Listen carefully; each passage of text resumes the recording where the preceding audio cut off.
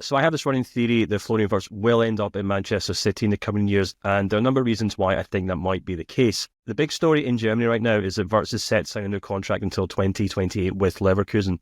It won't have a release clause in it, but what it will do is mean that when time comes to sell the player, Leverkusen will get the absolute top price for him. And I suspect that's going to be north of 120, 130, 140 million euros. Now, that price point completely rules out Real Madrid, who obviously have a team full of world-class players, but they typically sign them when their contracts are expiring with only 1 year left, or when they've entirely gone out of contract at their club, and Real Madrid are able to sign them on a Bosman, i.e. Kylian Mbappe. Bayern Munich are another club who have been heavily linked with Florian Wirtz, but I think that price point also rules them out. Remember that they are a huge club, they make a lot of money, but they've never spent more than 95 million euros on a single player. And of course, Barcelona have no money. In England, we also have Arsenal and Manchester United who've been linked with a move for Wirtz, but both of them already have established number 10s in Martin Odegaard and Bruno Fernandes, which more or less just leaves Manchester City. Now, obviously, Manchester City are under a lot of attention for the money that they have or haven't spent over the last couple of years, but it's worth bearing in mind that when it comes to actual transfer fees, the club's net spend in the transfer window is only around 52 million euros.